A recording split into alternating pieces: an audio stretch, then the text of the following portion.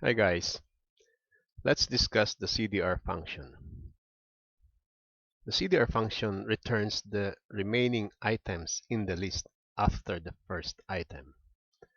So in our example, we have CDR of the list 379. So by definition, it should return the remaining item in the list after the first item. So we should be getting 7 and 9 because the remaining items in the list after the first item. Let's see. It should be like this.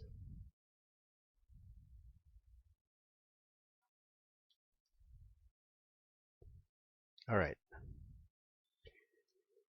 good. So we have 7 and 9 as expected. Another example we have is a list of two lists. First list is a list of numbers 1 through 5, and another one is list of characters of A, B, and C.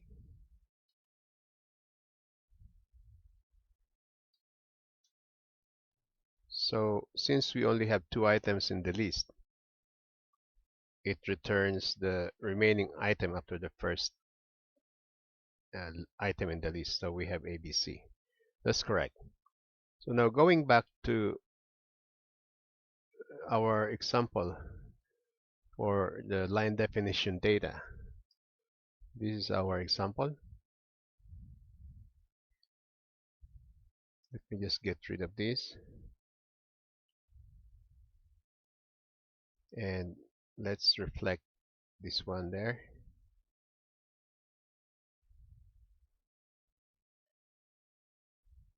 And the other example, which is the list of two lists.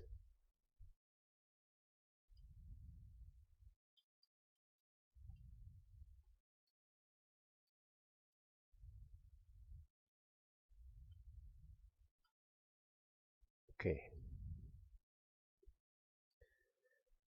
So we've seen that it returns to 7 and 9 because those are the remaining items after the first item. And similarly with this example here, this is the remaining item in the list. So now, applying it to our definition data for the line earlier, we should be getting the rest of these items because these are the remaining items after the first item in the list. All right, so let's give that a try. CDR of nth get of nth last.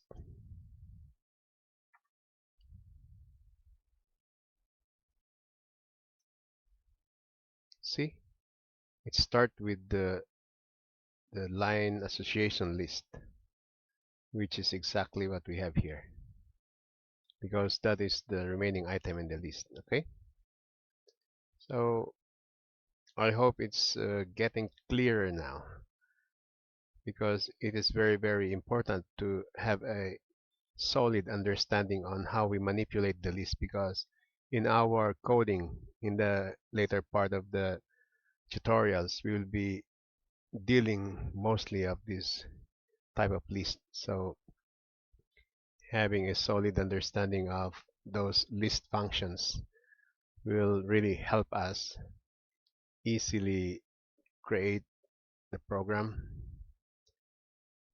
and manipulate whatever properties of the entities we are interested in. All right, so in the next lesson we will discuss about the CADDR function. I'll see you in the next video.